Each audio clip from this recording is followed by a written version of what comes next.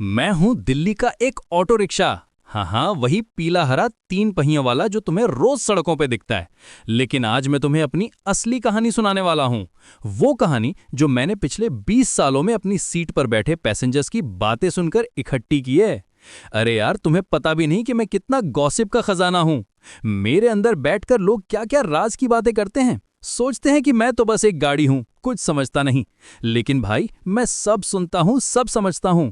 सबसे पहले बात करते हैं उन ऑफिस वालों की जो रोज सुबह मुझ में बैठकर अपने बॉस की बुराई करते हैं। अरे वाह, एक दिन एक साहब बैठे थे, फोन पर बात कर रहे थे अपनी वाइफ से।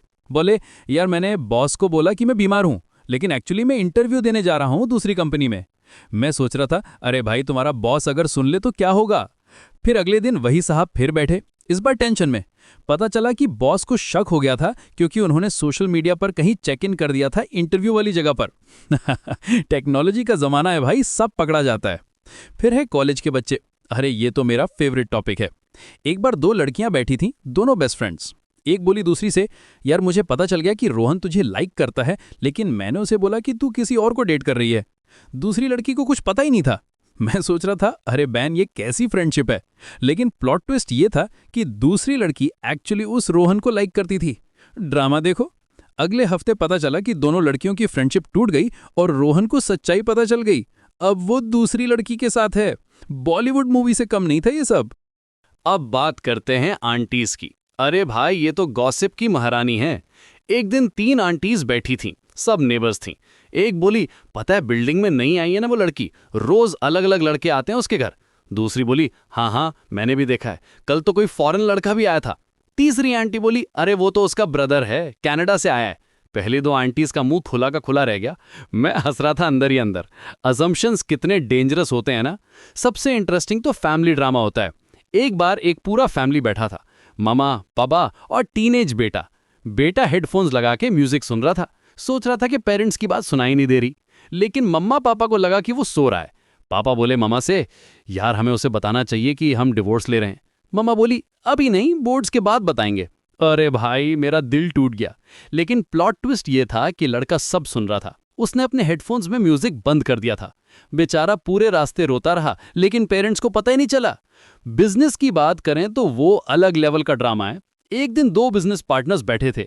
एक बोला दूसरे से, यार मैंने सारा पैसा निकाल लिया है कंपनी अकाउंट से, कल तक मैं दुबई पहुंच जाऊंगा। दूसरा पार्टनर शॉक में था, बोला, लेकिन हमारा डील पेंडिंग है ना। पहला बोला, वो डील फेक थी भाई, मैंने सिर्फ टाइम वेस्ट किया तेरा। अरे यार, मैं सोच रहा था कि ये तो क्राइम हो गई, लेकिन फिर पता चला कि ये सब प्लानिंग थी किसी और को फंसाने की। कॉम्प्लिकेटेड बिजनेस वर्ल्ड है भाई। लव स्टोरीज तो रोज सुनने को मिलती हैं। एक कपल बैठा था, लड़का प्रपोज कर रहा था। बोला, मैं तुझसे शादी करना चाहता हूं, लेकिन मेरी फैमिली को अभी पता नहीं चलना चाहिए। लड़की खुश हो गई।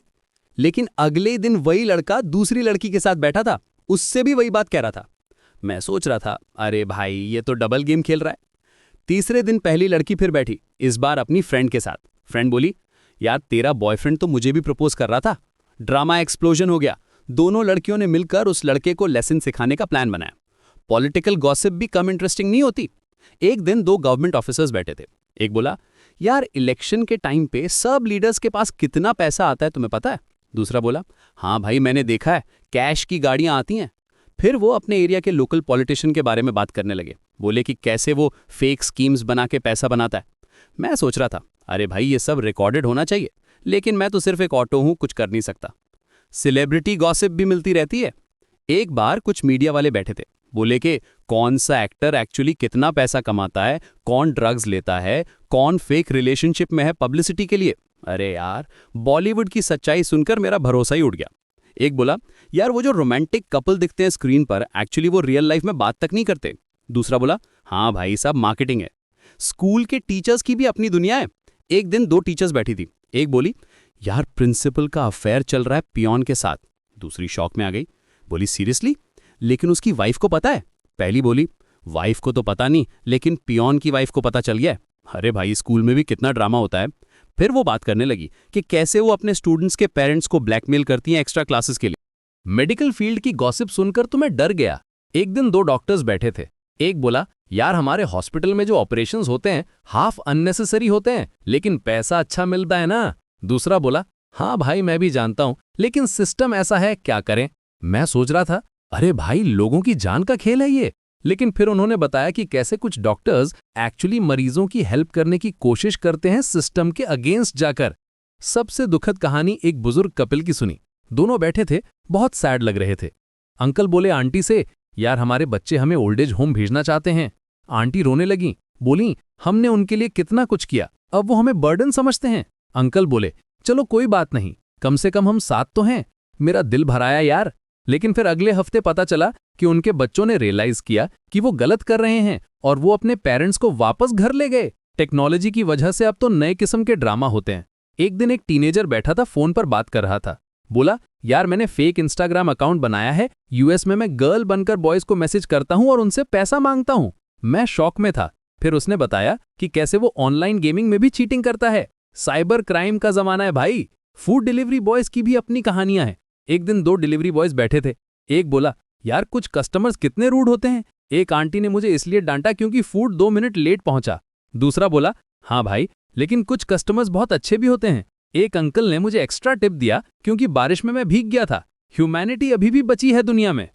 रियल एस्टेट की दुनिया तो स्कैम से भरी है। एक दिन 2 प्रॉपर्टी डीलर्स बैठे थे। एक बोला यार हमने जो प्लॉट बेचा है वो एक्चुअली गवर्नमेंट लैंड है। दूसरा बोला कोई बात नहीं, कस्टमर को पता चलने तक हम पैसा रिकवर कर लेंगे। मैं सोच रहा था अरे भाई लोगों के सपनों का खेल है ये। लेकिन फिर उन्होंने बताया कि कैसे कुछ ऑनेस्ट डीलर्स भी हैं जो सच बताते हैं कस्टमर्स को।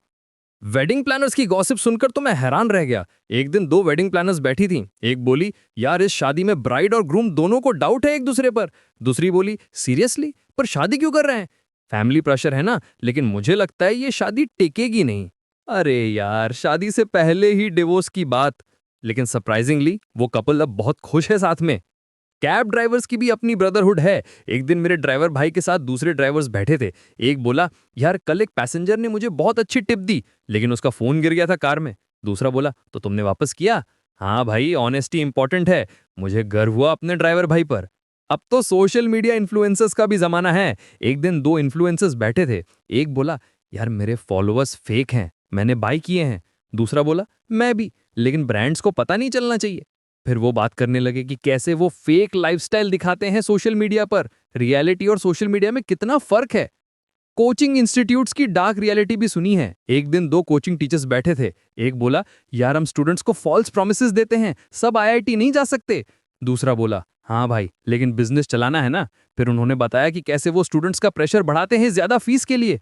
एजुकेशन सिस्टम की सच्चाई दुखदाई है। बैंकिंग सेक्टर की भी अपनी कहानियां हैं। एक दिन 2 बैंक एम्प्लॉयज बैठे थे। एक बोला यार हमारे मैनेजर ने कहा है कि लोन अप्रूव करने के लिए अंडर टेबल पैसा लेना पड़ेगा। दूसरा बोला लेकिन ये तो गलत है। पहला बोला पता है, लेकिन जॉब जाने का डर है। करप्शन कितनी डीपली रूटेड है सिस्टम में। स्पोर्ट्स की दुनिया में भी पॉलिटिक्स होती है। एक दिन 2 स्पोर्ट्स जर्नलिस्ट बैठे थे। एक बोला यार इस मैच में फिक्सिंग हुई है। दूसरा बोला प्रूफ है? पहला बोला हाँ भाई, प्लेयर्स के बैटिंग पैटर्न्स देखे हैं। फिर उन्होंने बताया कि कैसे कुछ प्लेयर्स डेलिबरेटली गलत खेलते हैं पैसा के लिए। स्पोर्ट्स की प्योरिटी खराब हो रही है। फैशन इंडस्ट्री की भी अपनी डार्क साइड है। एक दिन 2 मॉडल्स बैठी थीं। एक बोली यार इस इंडस्ट्री में सरवाइव करने के लिए कॉम्प्रोमाइज करना पड़ता है। दूसरी बोली मुझे भी पता है, लेकिन मैं नहीं करूंगी। पहली बोली फिर तुम्हें वर्क नहीं मिलेगा। ग्लैमर के पीछे कितनी डार्कनेस है। अरे यार मैंने इतनी सारी कहानियां सुनी है कि एक किताब लिख सकता हूं। लेकिन सबसे इंपॉर्टेंट बात यह है कि हर कहानी में ह्यूमैनिटी भी दिखती है। कुछ लोग गलत करते हैं, कुछ सही। कुछ अपनी गलतियों से सीखते हैं, कुछ नहीं। मैं सिर्फ एक ऑटो रिक्शा हूं, लेकिन मैंने जिंदगी के हर रंग देखे अपनी सीट पर बैठे पैसेंजर्स के थ्रू। दिल्ली की सड़कों पर रोज नए ड्रामा होते रहते हैं, नई कहानियां बनती रहती हैं। मैं सब सुनता रहूंगा, सब देखता रहूंगा, क्योंकि मैं हूं दिल्ली का ऑटो रिक्शा, शहर का सबसे बड़ा गॉसिप कलेक्टर। अगली बार जब तुम मुझ में बैठो तो याद रखना मैं सब सुन रहा हूं।